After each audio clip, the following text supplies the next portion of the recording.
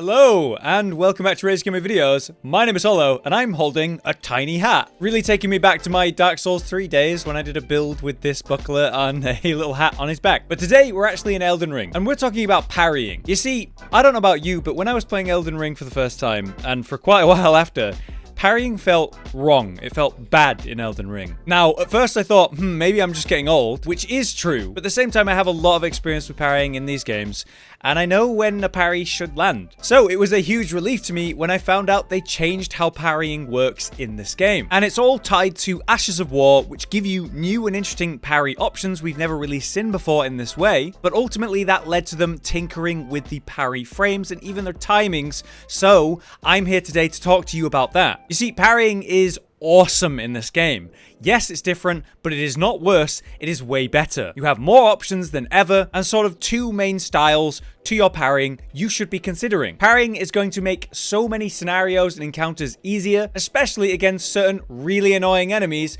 that are actually really easy to deal with if you just parry them. And it doesn't necessarily take like some crazy skill level to land these parries I'm talking about, and I'm going to show you how. To begin with, let's talk about the basics of parrying. There are different shields that have different parries, and those have different windows. The classic parry option has always been the buckler in these games. It has a unique parry animation where you flick the hand and then, you do that slam upwards. Surprisingly, the actual parry is really quick on this, so it winds up and goes super quick, faster than, say, a small shield, which might appear to come out quicker, and also has literally less parry frames, much like, say, a medium shield, which is even slower and has even less parry frames. What's confusing and different about this for, say, a long-time Souls player then is the fact that they've messed around with those parry windows, those parry frames. So this looks much the same as a small shield parry, but it isn't. Now, just like the early games, we still have the option to use certain weapons to parry, like, say, this rapier here. We can parry with it, which is really cool, which we can also do with fist weapons like these, or my personal favorite, the curved sword parry. Yep, it's back,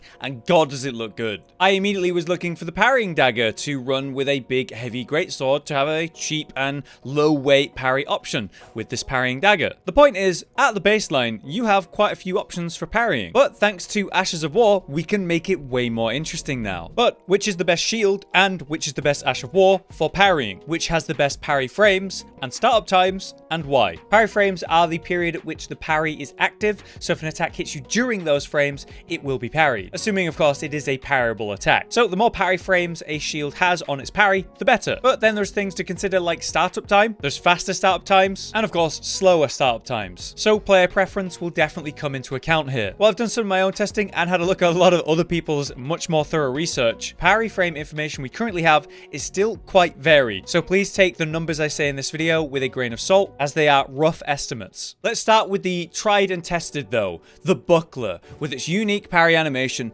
this one has a total of 19 frames. So it's 19 frames that animation is occurring. Now the parry only begins on the 8th frame, so he winds up and then we have the actual parry. But it's a total of 12 parry frames, where during those 12 frames, the majority of this animation, so nearly the whole time that the animation is going off, if an attack hits you, it will be parried. So logically, when we swap to the next tier of shield, these are the small shields, we have a more standard visual for the parry, the slap to the side, the classic parry animation. This is still good, but it is less parry frames, and it also starts those parry frames slower than the buckler as well. Quite comparable to your small shield then is the parrying dagger, which has similar frames of parrying to the small shields and is quite comparable. However, once again, it has a slower startup animation, so the parry comes out later than, say, the buckler, making it inherently worse, just like the small shield. Worst of all, and most offensive by far then, is the medium shield, which is even slower than the small shields or parrying dagger, having the smallest parrying frames.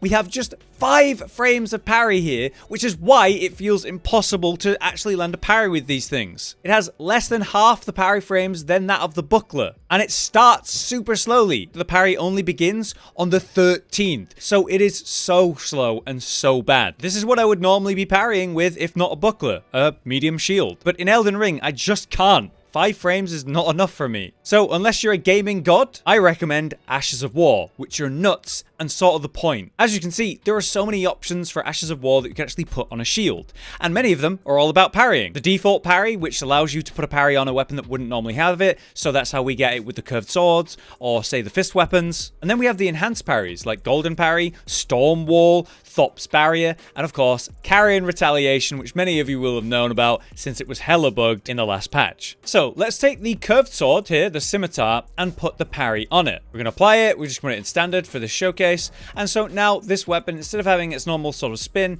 it now has a parry, and that's the unique parry. Now we can put this on many different types of weapons and other shields, like I said, but the problem is that it's going to apply the base parry, the worst one. This is only the 5 parry frames, just like the medium shield, but technically better because the parry frames begin at the 11th frame rather than the 13th. So it's a minor improvement over a medium shield parry, actually. It's better. Overall though, very hard to use with only 5 frames of parry. Things get more interesting then when we look at these unique enhanced parries, like say this one, Storm Wall. These enhanced parries from the Ashes of War will take the original parry frames of my shield here and change them completely. So with this Ash of War on, it no longer is a medium shield parry. It is the Storm Wall parry, which has completely different frames. This is a special parry that knocks projectiles out of the air, such as arrows and otherwise. This has 11 parry frames instead of 5, so more than double. And the parry begins at the 11th frame just as fast. This takes any medium shield like this one and makes its parry frames much closer to that of the bucklers. However, as you can see as I'm using it, it's costing me FP to use this. So while it's significantly better, it costs FP. This is very comparable to Thop's Barrier here, except instead of being an anti-projectile, it's an anti-magic parry.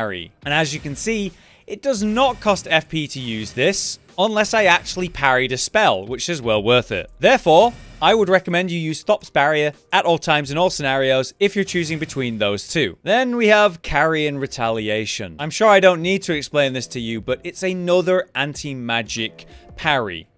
As you can see, it's got a different effect, which is sort of sucking in the magic instead of repelling it. You absorb the blow and then generate some magical swords above your head, and then that will go into a target and attack them, dealing magical damage. Very useful, of course, especially when we consider the frames. It has 13 parry frames, and that parry beginning at the 9th frame of the animation. Therefore, Parrying Retaliation here is actually better than the buckler parry by 1 whole frame. It has longer parry frames, and it only starts 1 frame slower, so yeah, it's really good. So overall, its added benefit of dealing with spells when necessary provides you with extra DPS on success, and improves your base parry on a medium shield by such a huge amount that it's better than a buckler. This medium shield went from bad parrying to really good. And as you can see, just like Thop's Barrier, it cost me no FP to use unless I successfully parry a spell, which is well worth it because then I get rid of the spell and I convert it to damage. Last up though, we have Golden Parry, which I'm sure people are going to be expecting me to talk about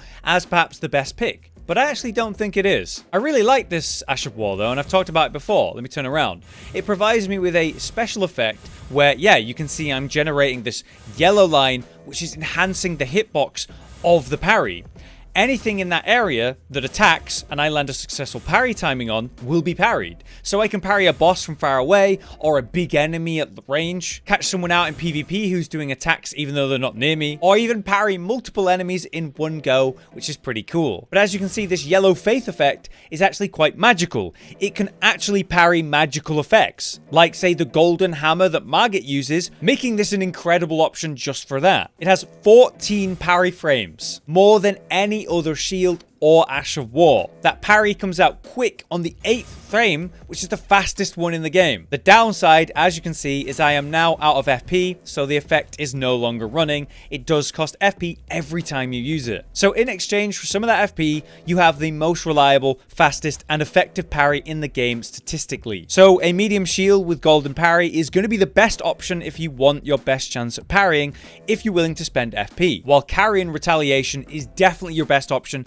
if not. However, there's a really important thing to consider here. The fact that it starts up so quick, the fastest in the game, will actually be a problem for a lot of people. If you're used to a slower startup on your parry, and that's how you know how to parry, and that's what you're used to, using golden parry with how quick it comes out, that actually could be a problem. So I really recommend you pick up a few different shields, a few different Ashes of War I've suggested here, and find what you feel confident with. So to cut to the conclusion, I would say that overall the buckler is going to be your best general option for your small and lightweight parrying. The speed and parry frames of that parry is probably going to appease the most people. While if you're wanting to run a medium shield and actually block things, you can run Ashes of War like golden parry and Carrying Retaliation for some incredible, very comparable options. Personally, I prefer Carrying Retaliation. But God, let me tell you, knowing these details, knowing these facts has really helped me. I was really confused and uncomfortable with parrying in Elden Ring. Medium shields just didn't feel good to use anymore. Now with this information, I hope that can help you with your own parrying endeavors, because parrying, of course,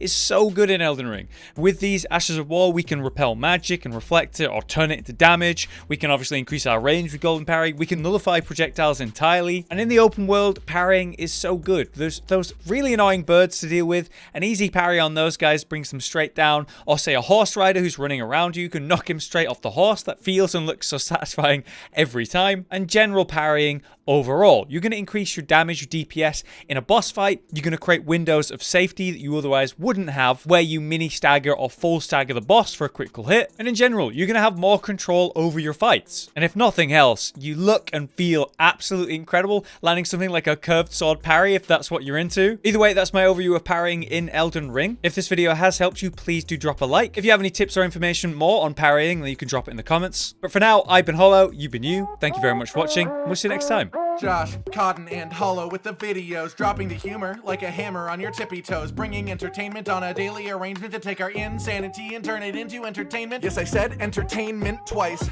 to reiterate that it is nice to look into your faces on a mostly daily basis when you let us in your homes to make the whole world a stage. Goodbye.